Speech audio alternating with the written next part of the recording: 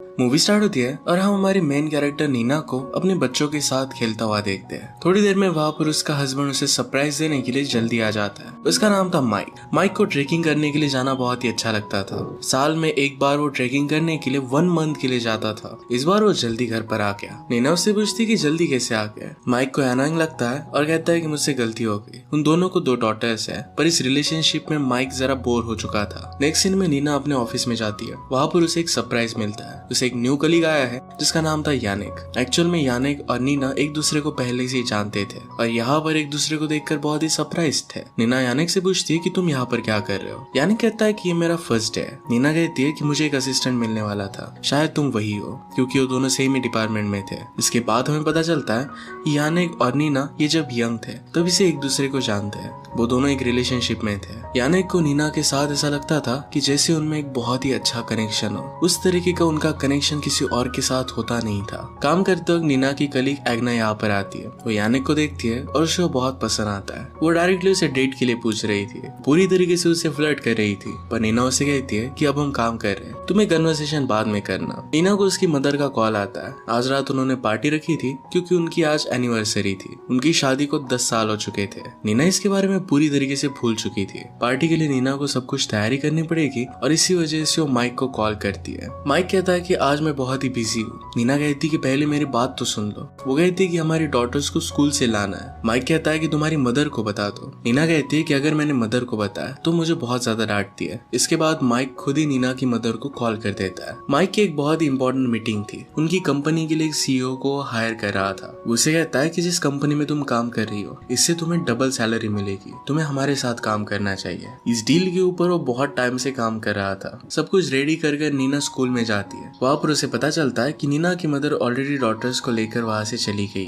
वो घर पर आती है तो उसके फादर हर जगह पर मदद कर रहे थे। उन्हें इस सिचुएशन के बारे में पता था कि नीना पर बहुत ही लोड आ रहा है। फादर कहते हैं कि रिलेशनशिप में सिर्फ एक ही पर्सन अगर बहुत ज्यादा ट्राई कर रहा होगा तो ये प्रॉब्लम आने ही वाली है। माइक को भी इसमें एफर्ट्स डालने चाहिए। नीना कहती है कि माइक मेरे साथ रहता है, ये बहुत बड़ी अचीवमेंट है। इसके बाद माइक घर पर आ जाता है। उनकी शादी को 10 साल हो चुके थे तो नीना की मदर स्पीच देती है। रात में नीना और माइक के दोनों करीब आ रहे थे। वो दोनों इंटीमेट हो पाते उससे पहले उनकी डॉटर उनके पास सोने के लिए आ जाती है। नेक्स्ट सीन में हम देखते हैं कि यानिक और नीना अपने एक न्यू प्रोजेक्ट पर काम करना स्टार्ट करते हैं। उन्हें एक सीरीज क्रिएट करनी थी। इस सीरीज के लिए नीना आइडिया देती है कि ह्यूमन बॉडीज के बारे में हमें बनाना चाहिए। यानिक को आइडिया बहुत पसंद आता है। इस पर फिर वो ब्रेनस्टॉर्मिंग करने लग जाते हैं। लोगों में अपनी बॉडीज को लेकर क्या क्या इनसिक्योरिटीज होती है। यानिक का मानना था कि बॉडी को लेकर हमें इनसिक्योर नहीं होना चाहिए। एज अ पर्सन हम कैसे, ये बहुत ज्यादा इंपॉर्टेंट है। हम उन दोनों का पास्ट का सीन देखते हैं। वहाँ पर नीना उससे कह रही थी कि मैं तुमसे एज में बड़ी हूँ, तुम्हारे क्लासमेट तुम्हें चिढ़ा सकते हैं। इसका मतलब है फर्स्ट टाइम जब वो रिलेशनशिप में थे तब भी उनमें बहुत ज्यादा एज गैप था। माइक कहता है कि मुझे इससे कुछ भी फर्क नहीं पड़ता। वो उसे उसके फ्रेंड से मिलवाने के लिए इनवाइट करता है। प्रेजेंट में नीना की डेस्क पर कॉफी नीचे गिर जाती है। उसके ड्रॉवर में से वो अपनी फैमिली की फोटो निकालती है। यानी कि इस बात से सरप्राइज था कि नीना को 2 डॉटर्स है। वो इनके नाम पूछता है। नीना ने उनके नाम बताया तो यानी कि इस बात से भी सरप्राइज था। पास में उन्होंने डिसाइड किया था कि जब उन्हें बच्चे होंगे तो उनके नाम वो क्या रखेंगे। वही नाम नीना ने अपने डॉटर्स के रखे हैं। यानी अभी अभी इस सिटी में शिफ्ट हुआ था। लास्ट टाइम नीना के साथ ब्रेकअप करने का रीजन ये था कि उसे अलग कंट्री में शिफ्ट होना पड़ा था। नीना उससे पूछती कि वहाँ पर तुम्हारा एक्सपीरियंस कैसा रहा। यानी कहता है कि मुझे जो भी सीखना था, जो एक्सप्लोर करना था, वो सारी चीजें मैं कर चुका। नेक्स्ट सीन में हम देखते हैं कि यानिक से मिलने के लिए उसकी सिस्टर आई हुई थी। उसे यानिक जरा अलग लगता है। उससे पूछती है कि हुआ क्या है, तुम बहुत ही अलग लग रहे हो, क्या तुम प्यार में हो।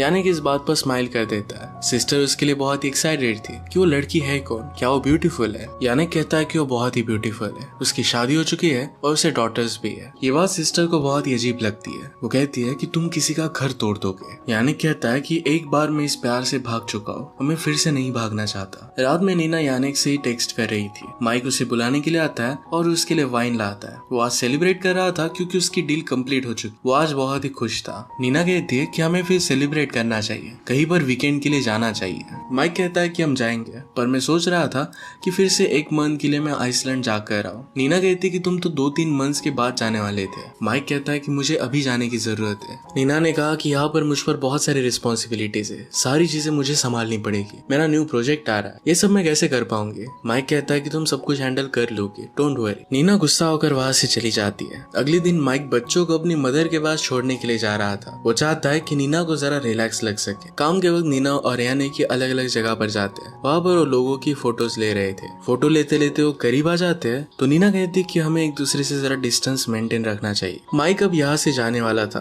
उसे ड्रॉप करने के लिए सब लोग आ रहे थे। माइक कहता है कि तुम लोगों को मेरे साथ आने की जरूरत नहीं है, वो अब अकेला ही जाना चाहता था। नीना कहती है कि हमने इसके बारे में बात की थी, एक अच्छी बात है कि हम तुम्हें एयरपोर्ट तक छोड़ने के लिए आते हैं। माइक इसके लिए कहता है कि तुम नेक्स्ट टाइम आना। नीना इस बात से गुस्सा थी, पर फिर माइक वहाँ से चला जाता है। नीना अपनी डॉटर्स को लेकर पार्क में आ जाती है। आज शाम नीना और यानिक ये दोनों एक जगह पर डिनर करने के लिए आते हैं। नीना को ठंड लग रही थी तो यानिक उसे अपना जैकेट देता है। अपनी फोन पर नीना जब बात कर रही थी तो यानिक उसकी पिक्चर्स लेता है। वो कहता है कि हमारे प्रोजेक्ट के लिए। नीना भी फिर उसके पिक्चर्स लेने लग जाती है। नेक्स्ट डे यानिक ने उनके पास्ट के पिक्चर्स नीना को दिखाए। वो नीना के करीब आ रहा था पर तभी नीना को घर से कॉल आ जाता है। उसकी डॉटर को बुखार था। वो घर में फर्स्ट एड किट ढूंढ रही थी पर उसे मिल नहीं रहा था। वो माइक को कॉल करती है और इसके बारे में पूछती है। माइक कहता है कि किट लेकर मैं यहाँ पर आ गया हूँ। नीना उस पर गुस्सा हो जाती है कि तुम्हें घर पर कुछ तो छोड़कर जाना चाहिए था। वो उससे हेल्प मांग रही थी पर माइक कहता है कि यहाँ से मैं तुम्हारी कुछ भी हेल्प नहीं कर सकता। वो फिर इस फोन को काट देता है। पैरेलल में हम देखते हैं यानिक को जबरदस्ती एग्ना ड्रिंक के लिए लेकर जा रही थी। वो नीना के बारे में बात कर रही थी कि उसे वो पसंद नहीं है, उसे वो जरा ओल्ड लगती है, वो उसके ऑफिस में फ्रेंड नहीं बन सकती। यानिक के साथ उसे बहुत ही अच्छा लग रहा था।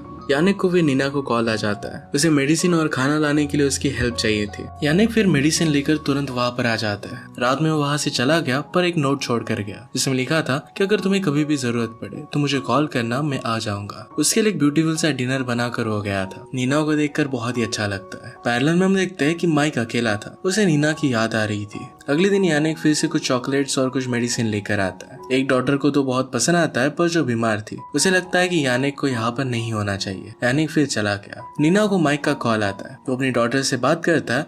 उसे पता चला कि यानिक यहाँ पर नीना की हेल्प करने के लिए आया है। वो यानिक के बारे में जानता नहीं था। वो इसके बारे में नीना से पूछता है। नीना कहती है कि यानिक मेरा एक कलीग है और उसे मैंने हेल्प के लिए बुला लिया था। माइक कहता है कि अगर तुम्हें हेल्प की जरूरत थी तो तुम्हें अपनी मदर को कॉल करना चाहिए था। इसके बाद हम देखते हैं कि नीना के घर पर उसकी मदर आ जाती है। माइक ने उन्हें कॉल कर दिया था। मदर अब माइक के आने तक यहीं पर रहने वाली थी। ऑफिस में जब नीना और यानिक लिफ्ट में थे तो दोनों एक दूसरे के करीब आ जाते हैं और किस कर लेते हैं। लिफ्ट में कोई आ जाता है और फिर नीना वहाँ से चली जाती है। नीना को माइक का कॉल आया। उससे पूछता है कि क्या सब कुछ ठीक है, क्या तुम मुझ पर गुस्सा हो। नीना कहती है कि क्या तुमने मुझे कोई ऐसा रीजन दिया है जिससे मैं तुमसे गुस्सा हो जाऊंगी। माइक फिर फोन रख देता है। घर पर नीना की मदर जब सब कुछ साफ सफाई कर रही थी तो उसे वाइन की बोतल का ढक्कन मिलता है। वो इस बात से अपसेट हो जाती है कि यहाँ पर बच्चे बिखरा होते हैं, तुम्हें ड्रिंक नहीं करना चाहिए। नीना को उसकी मदर बहुत ही अनोइंग लगती है। नेक्स्ट सीन में अपने रिसर्च के ऊपर बात करते हुए नीना और यानिक के दोनों एक दूसरे के करीब आ जाते हैं। यानिक उसे कहता है कि आज रात तुम मेरे साथ रुक रही हो। इसके बाद वो दोनों घर पर आ वहाँ पर वो दोनों इंटीमेट हो जाते हैं। नीना कहती कि मेरी बॉडी अब बदल चुकी है, मैंने 2 बच्चियों को बर्थ दिया है। यानिक कहता है कि मुझे इससे फर्क नहीं पड़ता। नेक्स्ट सीन में माइक अपनी डॉटर्स के साथ बात कर रहा था। यहाँ पर भी नीना और माइक में ज्यादा कुछ बात नहीं होती। इसके बाद हम देखते हैं कि नीना और यानिक एक रिसोर्ट पर आते हैं। वहाँ पर वो मसाज वगैरह लेते हैं, एक दूसरे के साथ बहुत ही अच्छा सा टाइम स्पेंड करते हैं। नीना माइक की कार लेकर आई थी तो यानिक कहता है कि ये कार तो बहुत ही अच्छी है, तुम इसे ऑफिस क्यों नहीं लेकर आती। नीना कहती है कि माइक की है, मेरा खुद का ऐसा कुछ नहीं है, सिर्फ मैं और मेरी डॉटर्स है। इसके बाद दोनों एक लेक के पास आए। यानिक कहता है कि ऐसा लगता है कि हमेशा यहाँ पर तुम्हारे साथ ही रहो। नीना को भी वैसा ही लग रहा था। वो पूरी दुनिया से दूर जाना चाहते थे। पर फिर नीना कहती है कि मेरी डॉटर्स क्या क्या होगा, हमारी सिचुएशन बहुत ही हार्ड है। हमेशा क्वेश्चन उसकी फैमिली का ही आ जाता है। इन सब बातों की वजह से नीना बहुत ही डिस्टर्ब हो गई थी और रात में घर पर रो रही थी। उसकी मदर आकर उससे पूछती है कि तुम यहाँ। उसकी मदर उससे पूछती है कि हुआ क्या। नीना कहती है कि मुझे प्यार हो गया है और उसके बिना मैं जी नहीं सकती। मदर कहती है कि इससे तो तुम सब कुछ बर्बाद कर दोगी, तूने बहुत सारी चीजों के बारे में सोचा नहीं है, तुम्हारी डॉटर्स इसके बारे में क्या सोचेंगे। माइक की और तुम्हारी जिंदगी बर्बाद हो सकती है, इससे बहुत ज्यादा इफेक्ट पड़ेगा। जिससे तुम प्यार करती हो कभी ना कभी उसे भी अपने खुद के बच्चे चाहिए होंगे। एक आदमी अपने बच्चों के बिना नहीं जी सकता, इसके बारे में भी तुम्हें सोचना चाहिए। हमारे लाइफ में सबसे इम्पोर्टेंट चीज सिर्फ एक ही होती है और वो है फैमिली। तुम्हें अपनी फैमिली के बारे में सोचना चाहिए। नीना बहुत ही कंफ्यूज थी, उसे पता नहीं था कि वो क्या करे। उसकी मदर उसे कहती कि तुम जो भी करो मैं हमेशा तुम्हारे लिए यहाँ पर हूँ। अगले दिन ऑफिस में यानिक नीना को मसाज दे रहा था। ये जब एग्ना देखती है तो इस बात से बहुत ही गुस्सा हो जाती है। कहती कि तुम दोनों के बीच में चल क्या रहा है, तुम उसे हरास कर रही हो। उसको पूरी तरीके से इग्नोर कर देते हैं। यानिक यानी कहता है कि यहाँ पर आने से पहले मैंने एक इंटरव्यू दी थी, उसे एक बहुत ही बड़ा जॉब मिल रहा है। वो कहता है कि तुम भी मेरे साथ चल सकती हो। नीना कहती है कि तुम्हें वो जॉब एक्सेप्ट कर लेना चाहिए और चले जाना चाहिए। मैं अपनी फैमिली को छोड़ नहीं सकती, ये हम सब के लिए बहुत अच्छा रहेगा। माइक जहाँ पर ट्रेकिंग करने के लिए आया था वहाँ पर वो एक आदमी से मिलता है। वो बात करने लगते हैं तो बातों बातों में वो कहता है कि मैं हमेशा मेरी गर्लफ्रेंड के साथ यहाँ पर आना चाहता था, पर कभी भी वो पॉसिबल नहीं हो पाया। वो हमेशा मेरा साथ दे रही थी, पर फिर भी मैंने उसे फॉर ग्रांटेड लिया। मैंने कभी भी उसे उतनी ज्यादा रिस्पेक्ट दी नहीं। इवेंचुअली मैंने उसके साथ ब्रेकअप कर लिया। 1 साल बाद मुझे पता चला कि जब मैंने उसके साथ ब्रेकअप किया था उससे पहले उसे कैंसर था। मुझे उसका साथ देना चाहिए था। अब वो अपनी गर्लफ्रेंड को बहुत मिस करता है। किस तरीके से हम लोगों को उतना ज्यादा इंपॉर्टेंस नहीं देते, ये रियलाइज कर माइक को बहुत बुरा लगता है। उसे भी लगता है कि उसे नीना के पास वापस जाना चाहिए। अगले सीन में हम देखते हैं कि नीना अपने फादर के साथ बात कर रही थी। नीना ने अपनी मदर को जो बताया था फादर को भी पता था। फादर कहते हैं कि तुम जिस सिचुएशन से गुजर रही हो उस सिचुएशन से मैं भी गुजरा था। मैंने एंड में फैमिली चूज की थी। फादर ने डिसीजन नीना के लिए लिया था। अगर वो फैमिली तोड़ देते तो नीना पर इफेक्ट पड़ सकता था। फादर कहते हैं कि अब मैं उस डिसीजन को रिग्रेट करता हूँ। उन्हें लगता है कि अगर पेरेंट्स खुश ना रहे तो बच्चे भी खुश नहीं रह सकते। फादर उन दिनों पर इमोशनली अपसेंट थे और ये बात नीना ने रियलाइज की थी। बचपन में भी वो बात जान सकती थी। फादर उसे सलाह देते हैं कि तुम्हें जो ठीक लगे तुम्हें वही करना चाहिए, बाकी चीजों के बारे में ज्यादा सोचना नहीं चाहिए। यानिक को दूर कर नीना फिर से उसके पास वापस आ जाती है। उसे कहता है कि प्लीज मुझसे दूर रहो, तुमसे दूर जाना ऑलरेडी हार्ड है, प्लीज इसे और भी हार्ड मत बना। नीना सुनती नहीं, उसके साथ इंटीमेट हो जाती है। आने से पहले नीना माइक से कॉल पर बात कर रही थी। उसका कॉल ऑन ही रह जाता है। माइक नीना की आने के साथ आवाज सुन लेता है। इस बात से उसे बहुत बुरा लगा। वो तुरंत वहाँ से निकलना चाहता था।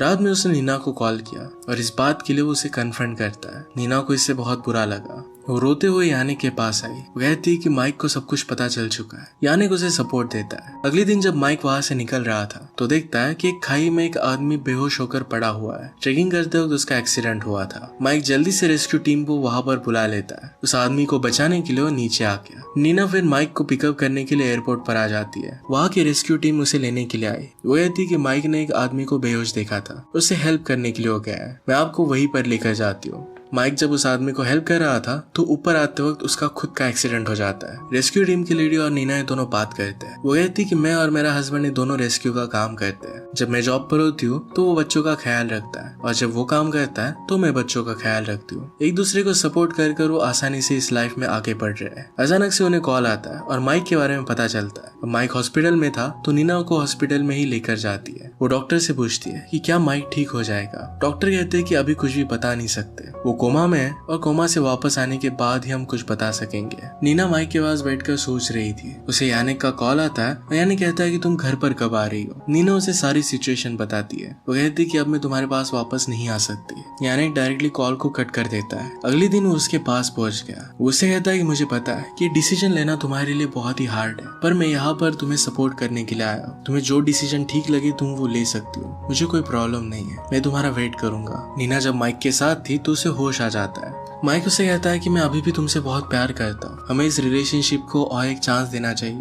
नीना ने माइक का हाथ पकड़ा हुआ था पर माइक को कुछ भी फील नहीं हो रहा था। एक हाथ से शायद वो पैरालाइज्ड हो गया था। नीना उससे कहती कि सब कुछ ठीक हो जाएगा। उसने उसी के साथ रहने का डिसाइड कर लिया था। इसी के साथ ये मूवी एंड हो जाती है। अगर आपको एक्सप्लेनेशन अच्छा लगता है तो प्लीज लाइक और कमेंट जरूर कर दीजिएगा। बहुत सारी मूवीज लेकर आता रहता हूँ तो प्लीज चैनल को सब्सक्राइब कर दीजिए और बेल नोटिफिकेशन आइकन दबाना मत भूलिएगा। फिर से मिलेंगे और नए मूवी के साथ, तब तक के लिए थैंक यू और आप अपने आप का ख्याल रखिए।